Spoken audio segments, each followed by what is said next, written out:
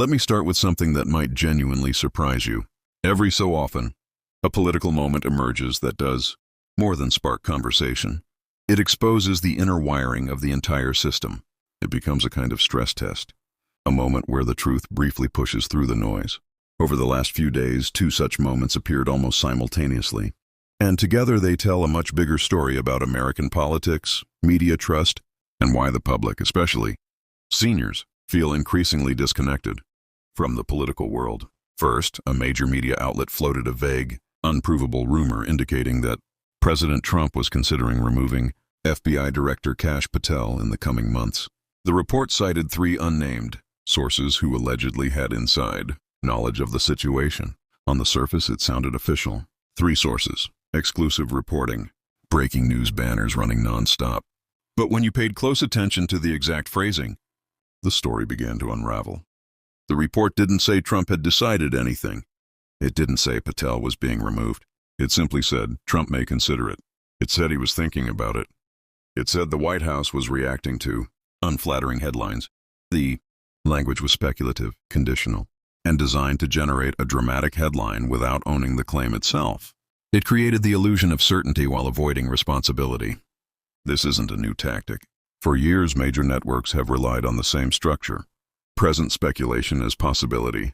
Let social media amplify it, allow pundits to debate it, and watch the narrative calcify long before anyone verifies it. By the time the truth emerges, the damage is already done. But this time, something unusual happened. The narrative collapsed before it even gained traction. Within hours of the report airing, a reporter aboard Air Force One asked President Trump directly, "Are you planning to replace Kash Patel as FBI director?" Trump's response was immediate, unambiguous, and unequivocal. No, he's doing a good job. No hesitation, no political spin, just a clear rejection of the claim. And then came the part that truly stunned the political world. The White House released a photograph of Trump and Kash Patel together in the Oval Office, accompanied by an official statement labeling the report fake news. It was a rapid, decisive rebuttal that effectively crushed the rumor before it had time to spread. For once, the truth outpaced the speculation. This moment revealed something important. These narratives are fragile. They depend on ambiguity, on slow responses, on public confusion. When confronted quickly and directly, they fall apart. And for ordinary people watching at home, this constant cycle of rumors, reversals, and contradictory reporting is exhausting. You turn on the news hoping to understand what is happening in the country.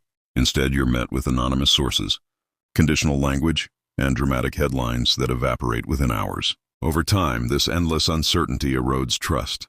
Because if the media can be so wrong about something this simple, what else are they getting wrong?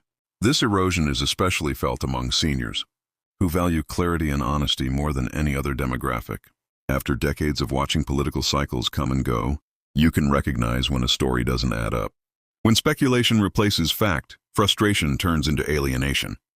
You begin to wonder whether anyone in the media is genuinely trying to inform the public, or if they're simply chasing clicks and ratings. But while the media was busy generating rumors about Kash Patel, Americans were dealing with very real issues at home. And that's where JD Vance stepped in, delivering one of the bluntest, most pointed warnings about America's domestic failures we've heard in years. His comments were triggered by a shocking fraud case out of Minnesota, a case so outrageous that it almost defies belief. Here's what happened. A couple claimed to operate a home healthcare business. But it wasn't run out of an office, a clinic, or even a home. It was run out of a rented mailbox at a shipping center. From that mailbox, they billed Medicaid for more than $7 million in fake claims. They pretended to serve patients who didn't exist or weren't receiving care at all, and they used the stolen money to buy luxury items, designer purses, expensive vehicles, and a lifestyle they never earned. When the case went to court, the evidence was overwhelming. The jury deliberated for just 4 hours before unanimously convicting the couple. It should have been the end of the story. Justice served. Accountability upheld. But then something shocking happened. Judge Sarah West overturned the verdict. She argued that the case relied too heavily on circumstantial evidence, despite the mountain of undeniable proof. She suggested the couple might have had reasonable explanations for the stolen millions. A jury of ordinary people who saw the evidence firsthand was stunned. They had done their job, and with the stroke of a pen, a single judge erased their work. This wasn't just a bad ruling. It was a signal that something much deeper is broken in the system. And JD Vance didn't treat the case as an isolated incident. He connected it to a pattern: weak accountability, broken oversight, and a political establishment distracted by foreign conflicts instead of problems happening right here at home. He pointed to the rising cost of housing, which has made homeownership unreachable for millions. He highlighted the Affordable Care Act insurance structure, now bloated, overcomplicated, and failing the very people it was meant to protect. He noted the staggering $38 trillion national debt, an economic time bomb that future generations will be forced to defuse. He spoke about increasing violence in cities, where vulnerable citizens are left to fend for themselves, while local leaders turn away federal assistance. And he warned that fraudulent schemes like the one in Minnesota sometimes lead to American tax dollars being funneled into extremist groups overseas. It sounds unthinkable, but it's true. All of this was happening while Washington insiders remained laser-focused on foreign conflicts, beltway theatrics, and political drama that had little to do with the daily struggles of American families. The imbalance was glaring. The passion and urgency reserved for issues thousands of miles away dwarfed the attention given to inflation, crime, broken healthcare systems, and government waste at home. Seniors feel this imbalance more than anyone. You're the ones living on fixed incomes, watching your savings lose value. You're the ones navigating a healthcare system that seems designed to confuse rather than help. You're the ones worried about safety, affordability, and whether the next generation will inherit a stable country. And that's why Vance's message resonated so deeply. It wasn't political posturing. It was a reality check. A reminder that the country cannot fix external problems while ignoring the crises growing within its borders. A system that prioritizes foreign drama over domestic well-being is a system drifting dangerously off course. So when you place these two events side by side, a collapsing media narrative built on speculation and a shocking domestic failure dismissed by the courts, you begin to see the bigger picture. The issue isn't just rumor-based journalism. It isn't just fraud. It isn't just political distraction. It's all of it, woven together into a pattern of misplaced focus. The media focuses on storyline over substance. Political leaders focus on global drama instead of local crisis. And ordinary Americans pay the price. Trust erodes. Problems worsen. Accountability fades. And the gap between the political class and the people grows wider every day. That is the story of the last week in American politics. And once you see how these events connect, everything suddenly becomes a whole lot clearer. Washington scandals are nothing new. Every week, it feels like there's another round of speculation about who's rising, who's falling, and who's about to be pushed out of the administration. It's a game the political class never gets tired of playing. But for ordinary Americans, especially seniors, it has become exhausting. Because while Washington obsesses over palace drama, the issues that affect your daily life barely receive a fraction of the same attention. Think about it. How often do you see serious coverage of housing affordability?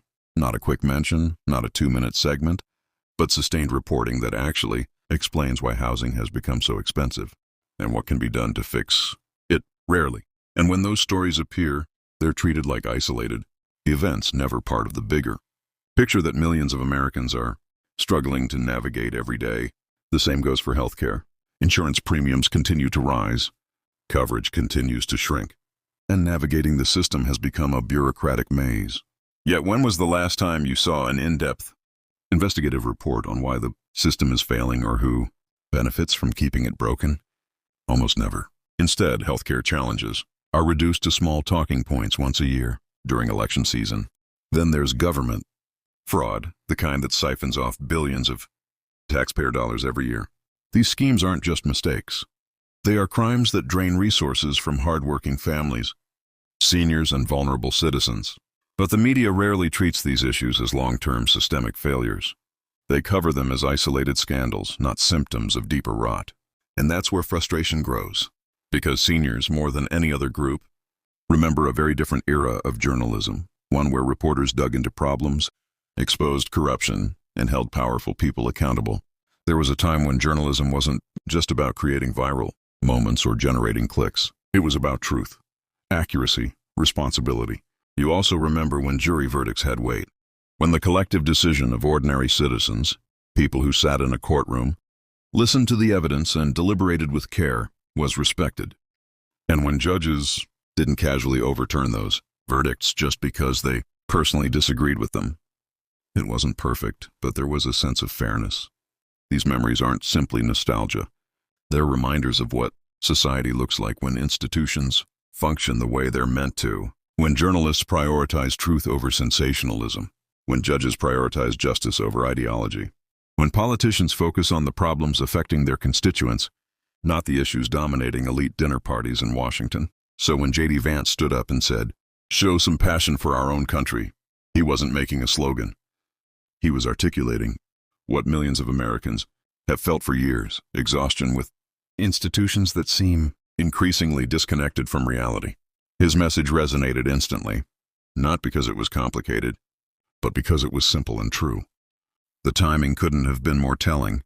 As Vance was calling out domestic failures, the media was scrambling to explain why its Kash Patel's story had collapsed in real time.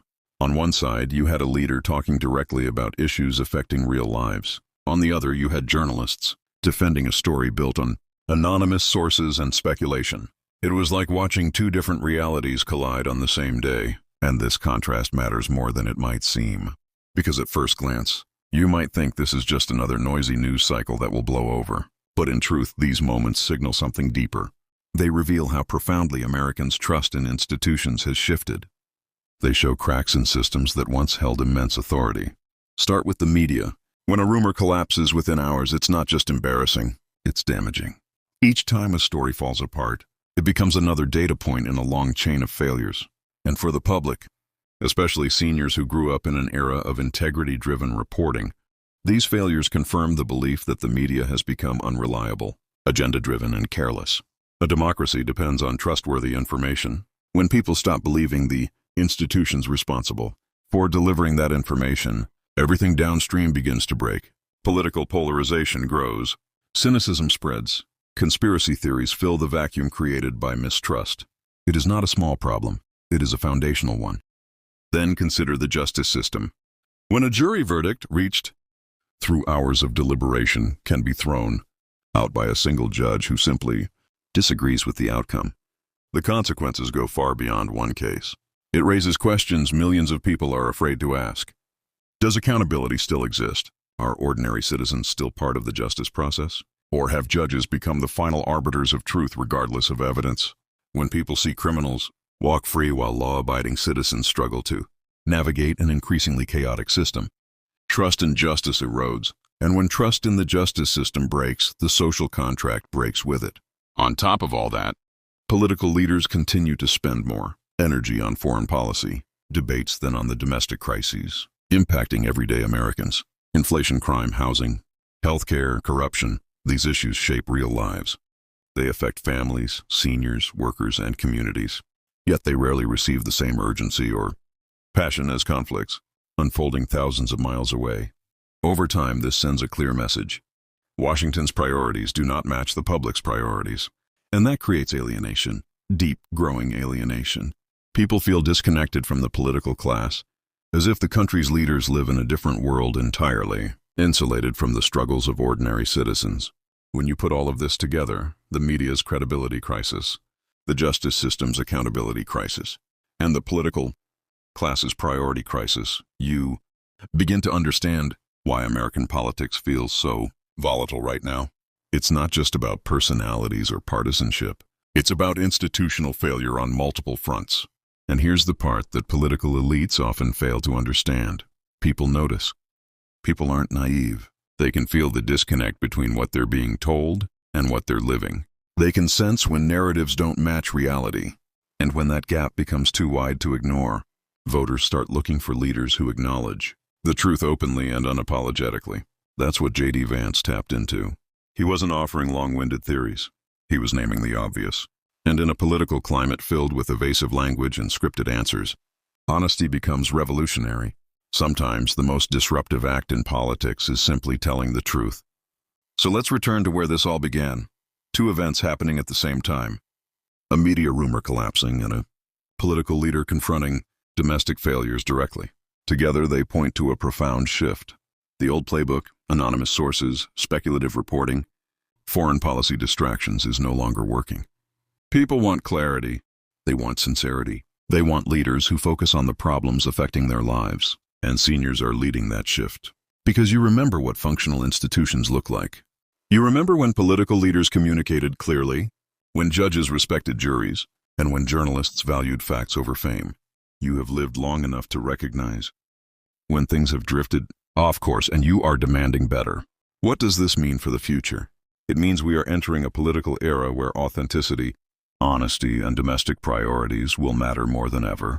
Leaders who speak straight will be rewarded. Leaders who play political games will be punished. And this isn't just opinion, it's reflected in the polling data. JD Vance has become one of the most favorably viewed politicians in the country, not because of theatrics, but because he speaks directly to real concerns with clarity. Meanwhile, media institutions, clinging to outdated tactics, are losing credibility at unprecedented rates. The old model of narrative control has cracked, and a new, more decentralized information landscape is emerging, one that demands transparency and rejects manipulation. And the justice system is heading toward a reckoning. Outrage over cases like the Minnesota fraud ruling isn't fading, it's growing.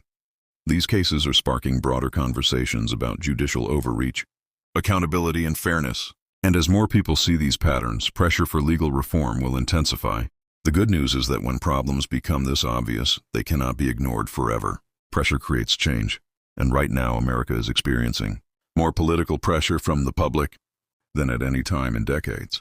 People are tired. Tired of lies. Tired of corruption. Tired of leaders who ignore domestic crises while obsessing over political theater. This frustration is no longer silent. It's becoming action. You can see it in the polls. You can see it in social media conversations. You can see it at rallies and town halls where people gravitate toward leaders who speak plainly and honestly.